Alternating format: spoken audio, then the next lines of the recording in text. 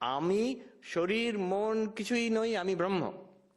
আর ব্রহ্ম হচ্ছে আমি, মানে বিষ্ণু, শিব, নারায়ণ, দেবী আর কিছু নয়, আমার আসল স্বরূপ। দুদিক থেকে দেখুন, আমি ব্রহ্ম ছাড়া কিছু নই, আর ব্রহ্ম আমার ছাড়া কিছু নেই। আমার মানে কিন্তু আসল আমি, এই শরীর মন নয়। Alright. Now we are ready to dive into মহাবাক্যার্থ বিচার, বাক্যার্থ বিচার। আরম্ভ করিনি কিন্তু এখন, এইবার আরম্ভ হবে। Now for the next 50 যে সময়টা আছে, I am going to go into বাক্যার্থ বিচার। যারা ক্লাসিক্যাল অদ্বৈত বেদান্ত পড়েছেন তারা জানেন আমি কি করতে যাচ্ছি এখন। আর তারা ভাববেন যে এই 15-20 মিনিটের মধ্যে কি করে সম্ভব, বেশ কয়েকটা ক্লাস লাগে। যারা বেদান্ত সার পড়েছেন, বেদান্ত পরিভাষা পড়েছেন, সেখানে ইট tax a long time, detailed discussion. So what I will do for the next 15-20 minutes, আমি কিন্তু ঝড়ের গতিতে এগিয়ে যাব, আমি খুব একটা ব্যাখ্যা করতে চেষ্টা করব না, but you will get a general test. বাক্যার্থ বিচার অদ্বৈত বেদান্ততে কি, মানেটা কি, কেমন ভাবে করা হয়। You please try to follow, এটাকে মন দিয়ে শুনতে হবে। একজন সাধু, তার একটা থিওরি আছে। বললেন, মহারাজ বুঝলেন এই যে কোভিড, এটা বড় খারাপ জিনিস। কেন? এই যে মাস্ক পরে পরে মানুষগুলোর অক্সিজেন কমে গেছে, তার বুদ্ধি কাজ করছে না। আমার মনে হয় না তা, কিন্তু anyhow, so you have to বুদ্ধিকে কাজ করাতে হবে নেক্সট 15-20 মিনিটে। You have to follow carefully. অনেক কিছু বলা হবে এই কয়েকটা সময়ের মধ্যে। আমরা কি করতে চেষ্টা করব? মহাবাক্য তত্ত্বম আসি, একটাকে নিচ্ছি, কিন্তু প্রত্যেকটার একই রকম অ্যানালিসিস। এইটার মানে আমরা বিচার করব। বিচার কেন করব? বিচার করলে কি হয়? জ্ঞান হয়। কিসের জ্ঞান হবে? মহাবাক্যের জ্ঞান হবে। এই জ্ঞান হলে কি হবে? আমি যে ব্রহ্ম এটা বুঝতে পেরে যাব। আমি ব্রহ্ম এটা বুঝতে পারলে কি হবে? আমার যে অস্তিত্ব অসন্দিগ্ধ, ডেফিনিট, সেটা যে অনন্ত, কোন সব সমস্যার পারে, এটা আমি দেখতে পারবো পরিষ্কার ভাবে। I will be able to appreciate it. আচ্ছা, এই যে প্রসেস তত্ত্বম আসি, এটাকে কি করে বুঝবো? বুঝতে গেলে প্রসেসের 3টে লেভেল আছে। এগুলো সব টেকনিক্যাল টার্ম, আমি খুব তাড়াতাড়ি বলে এগিয়ে যাচ্ছি। একটা হচ্ছে সামানাধিকরণ্যম, স্টেপ 1। স্টেপ 2 ইজ কল্ড বিশেষণ বিশেষ্য ভাব। স্টেপ 3 ইজ কল্ড লক্ষ্য লক্ষণ ভাব। এগুলো কি? যারা বেদান্ত পড়েছে তারা ভাবছে, ও বাবা এইসব এখন বলবে। একটু বলে দেবো। Every stage we will go through it very quickly. প্রথমবার let's see, it's very logical actually if you look at it very closely. তত্ত্বমসি, কতগুলো শব্দ আছে? 3টে শব্দ আছে, তত্ত্বমসি। এর মানে বুঝতে গেলে এখন প্রথম অবজেকশন হবে যে তুমি ব্রহ্ম, একটাই ব্রহ্ম বস্তুকে বোঝাচ্ছে, এটা তো হবে না। কারণ কি, শব্দ একটা জিনিসকে বোঝায়। আমি যদি বলি টেবিলের ওপরে মাইকটা আছে, টেবিল, ওপর, মাইক, 3টে শব্দ, 3 রকম অর্থ বোঝাচ্ছে। টেবিল একটা বস্তুকে বোঝাচ্ছে, মাইক আরেকটা বস্তুকে বোঝাচ্ছে, ওপর একটা রিলেশনশিপকে বোঝাচ্ছে। 3টে শব্দ 3 রকম মানে। এখানে একটা বস্তু বলা হচ্ছে না, 3টে বস্তুর রিলেশনশিপ বলা হচ্ছে। টেবিলের ওপরে মাইক আছে। অতএব প্রশ্ন করা হচ্ছে, তত্ত্বমসি যখন বলা হচ্ছে, তৎ একটা শব্দ, ত্বম আরেকটা শব্দ, আসি আরেকটা শব্দ, তুমি সেই।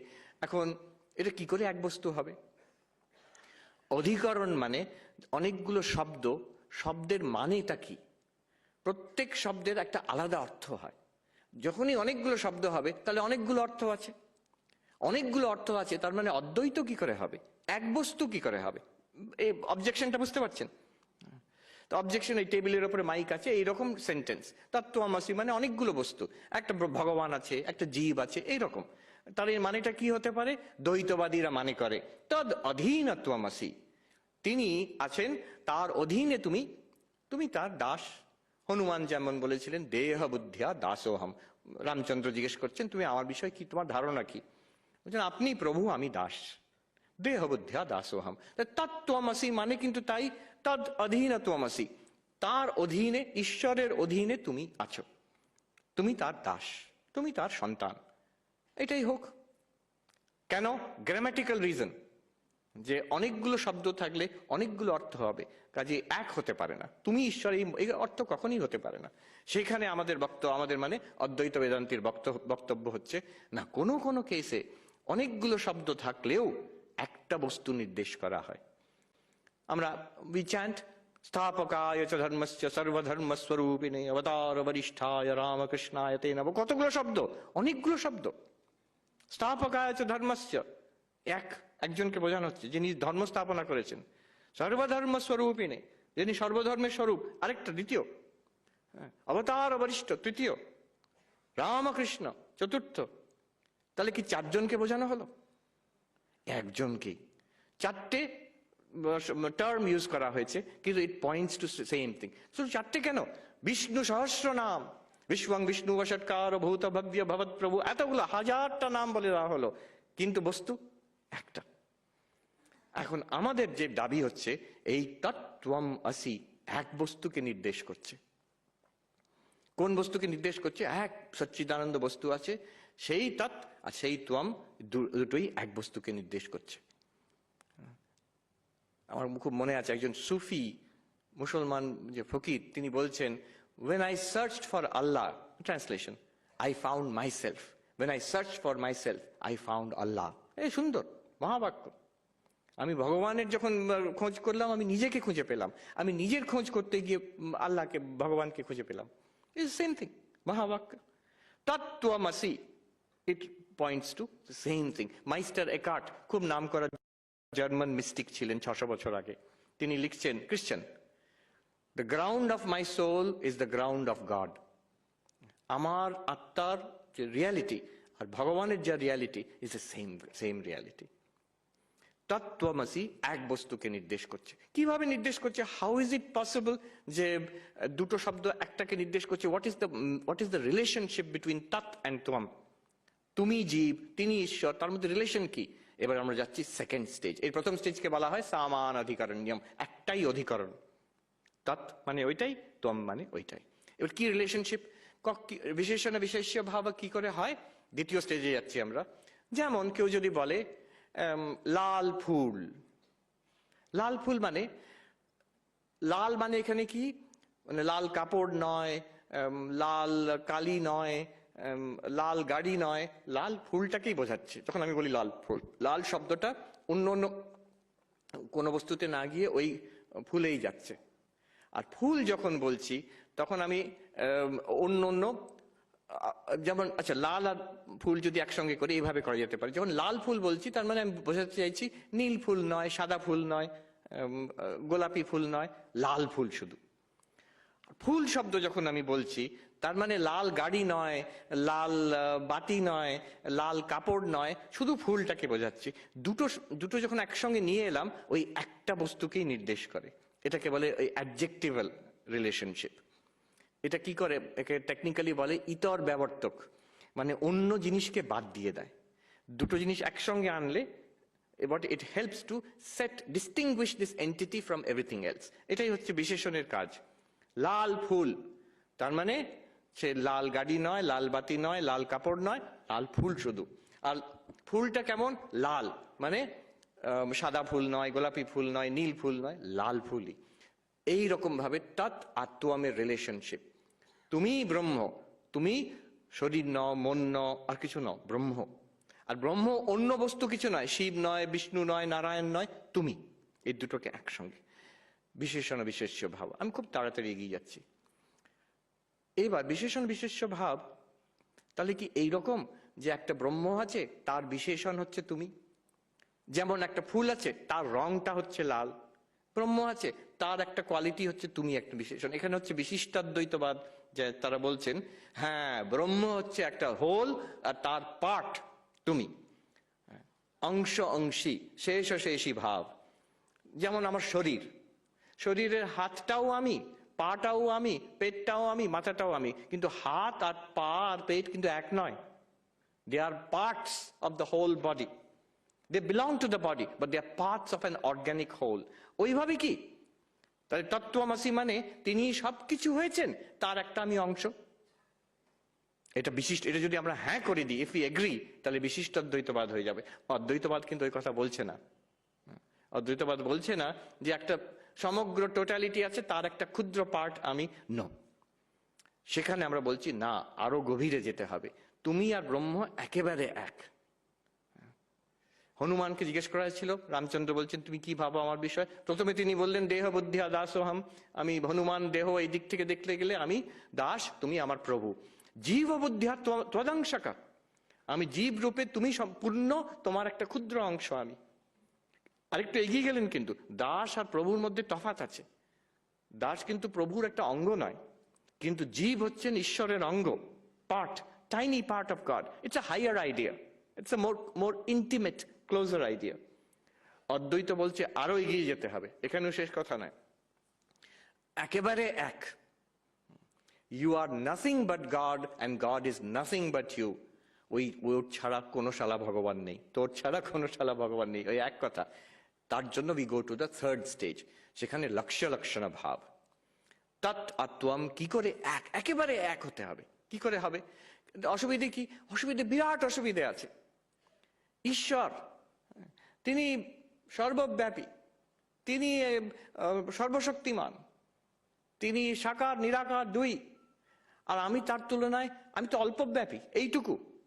এই বিরাট বিশ্ব ব্রহ্মাণ্ডে উনি সর্বব্যাপী হয়ে আছেন, আমি এই বিশ্ব ব্রহ্মাণ্ডের মধ্যে একটা ক্ষুদ্র প্ল্যানেট আর্থ, তার একটা ক্ষুদ্র অংশ ভারতবর্ষ, তার একটা ক্ষুদ্রতম অংশ কলকাতা, তার মধ্যে এক জায়গায় ইনস্টিটিউট অফ কালচার, তার মধ্যে একটা হল বিবেকানন্দ হল, তার এক কোণে আমি বসে আছি, কি দাঁড়িয়ে আছি।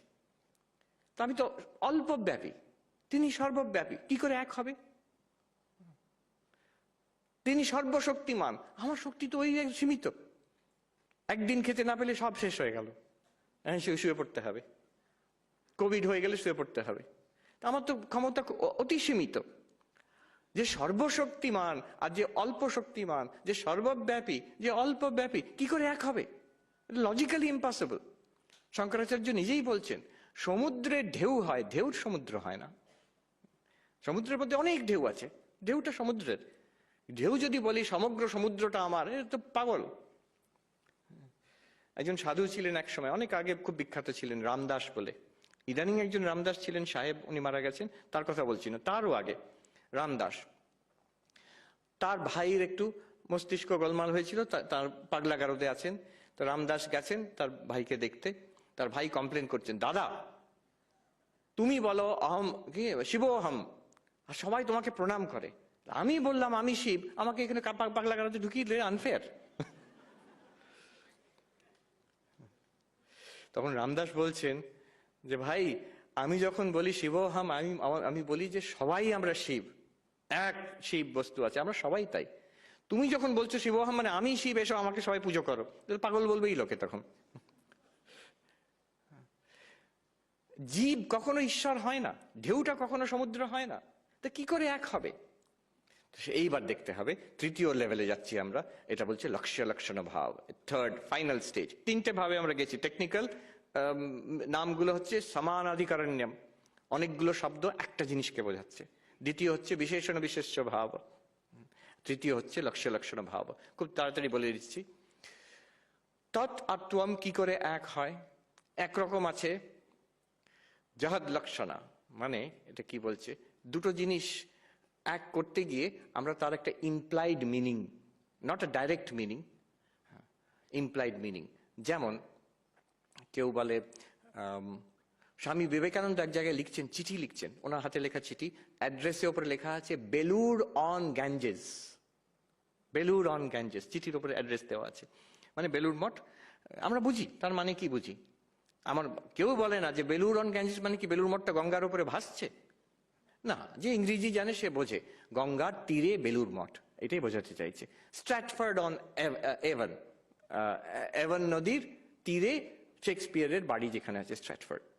কেউ বলছে না যে শেক্সপিয়ারের বাড়িটা ভেসে যাচ্ছে নদীর ওপরে, তা নয়, তীরের ওপরে। যদিও ল্যাঙ্গুয়েজটা হচ্ছে অন দ্য রিভার, বেলুড়া মঠা গঙ্গায়াম, গঙ্গার ওপরে বেলুর মঠ, কিন্তু তার মানে হচ্ছে গঙ্গার তীরে। তাহলে গঙ্গা যে জলপ্রবাহ, যেটা নদীটা, তাকে সেই মানেটাকে ত্যাগ করে আমি নিলাম গঙ্গার তীর। এটা হচ্ছে ইমপ্লাইড মিনিং, যে সেন্টেন্স তার মধ্যে লেখা নেই, কিন্তু একটা ইমপ্লাইড মিনিং। অরিজিনালটাকে ত্যাগ করে তার একটা তার রিলেটেড সামথিং নিলাম। জহদ লক্ষণা বলে এটা, জহদ মানে ছেড়ে দিয়ে, অরিজিনাল মিনিংটা ত্যাগ করে একটা অন্য রিলেটেড মিনিং নিলাম। গঙ্গার তীরে, গঙ্গার ওপরে বেলুড় মঠ বললে কিন্তু এটা গঙ্গারটা বাদ দিলাম, গঙ্গার তীরে নিলাম, যমুনার তীরে করলে হবে না, তখন সামথিং রিলেটেড করতে হবে। এইভাবে কি করা যেতে পারে যে তত্ত্বম আসি, আমি যদি তত্ত্বের মানেটা বাদ দিয়ে ত্বমটা নিই তাহলে তো হবে না। আমি যে ঈশ্বরের অনন্ততর বাদ দিয়ে দিলাম, আমার নিজের সার্টেনটিটা নিলাম, তো এই তো একই রয়ে গেলাম, আমি জীবই রয়ে গেলাম। তো আমার কি চাই মনে রাখতে হবে, ঈশ্বর অনন্ত, আই এম সার্টেন, আমার সার্টেন ইনফিনিটিউড, এই দুটোকে একসঙ্গে করতে হবে আমাকে। ঈশ্বরকে বাদ দিয়ে দিলে, যদি আমি ছেড়ে দিই ওটাকে, গঙ্গার মতন ছেড়ে দিতে তীরে নিয়ে নিলাম, আমি হচ্ছি জীব, দাঁড়াবে না।